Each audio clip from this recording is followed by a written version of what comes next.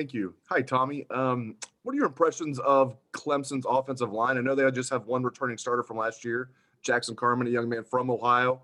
As you watch them on film, what jumps out about their O-line?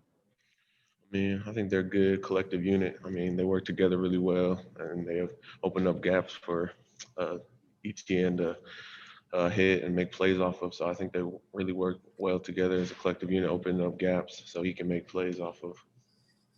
Thank you. We'll go to Bill Rabinowitz from Columbus Dispatch. Hi, Tommy.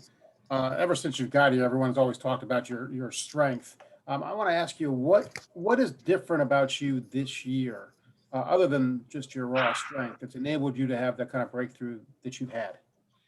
I think during that, like over quarantine, I really try to work on trying to get faster and gain some more speed, and then along with getting better at my technique that Coach Jay's been teaching, and just been working on my craft over that time, and I think that's really helped me this season, and I think it's shown on the field as well. Next, we'll go to Rod Walker from the New Orleans Advocate. Hey, Tommy, how much of an influence did Taysom Hill have on you since you went to the same high school with him? And the second part of the question is, how does a guy from Idaho end up at Ohio State? I mean, Taysom Hill, I only talked to him maybe a few times, but I mean, he's a great dude, and I mean, just one of the guys looked up to, because he's the one that kind of made it out of Idaho and then to the NFL, to where the position he's at now. It's like just an inspiration. So I mean, just having that was cool, and then being from Idaho to end up at Ohio State was just, I mean, Coach Jay kind of recruited me, so he found me just going through film, and he saw my film, so he jumped out, and then just starting that relationship with him, and then that's how I ended up here. Next, we'll go to Brendan Gulick from Buckeyes Now. Hey, Tommy, can you talk about the challenge of going against a quarterback that certainly is not a run-first quarterback, but if you break contain on a pass rush, he's shown an ability to really hurt you. What are the challenges unique to trying to defend against a guy like that?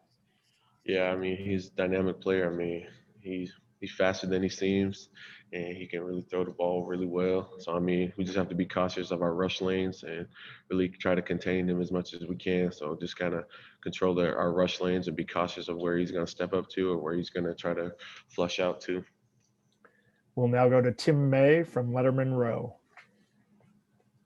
Tommy, it seems like you and Haskell especially, I know you're going to name every other defensive tackle when I ask this question, but it seems like you two guys especially have enjoyed playing with each other this year as this season has progressed side by side. Just what have you seen, especially out of him, that's just blossomed this year from your vantage point? I mean, I think his leadership and then his just like love for the game has really grown this year.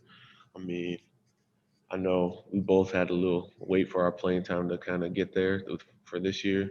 And I think we just kind of both blossomed into this year, kind of enjoying like seeing each other make plays and stuff. And as long as everybody else on the D-line as well, like seeing just all of us as a unit just trying to make plays and play for one another has been really big this year. Next, we'll go to Tony Gerderman from Buckeye Scoop. Tommy, Haskell wasn't too interested in talking about himself, so I'll ask you to do it.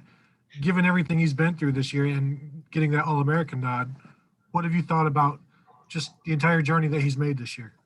I mean, it's just amazing to see what he's gone through, especially just this year, like, and past years, like not having maybe the playing time he wanted to in his first couple years, but then this year, like all the adversity that he's faced to what he's doing now has just been amazing to watch. And like, I'm so happy that I get to play with him and so happy for what he's accomplished. And I mean, it's just huge. I'm just really happy for him.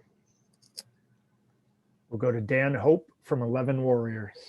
Hey, Tommy, what do you think has been the key to your guys' running game success, and what do you think you have to do to continue that success against Clemson's running offense?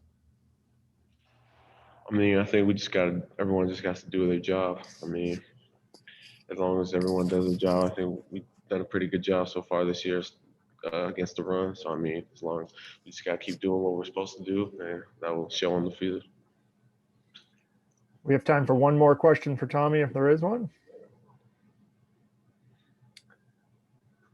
And we will go to Clay Hall from WSYX.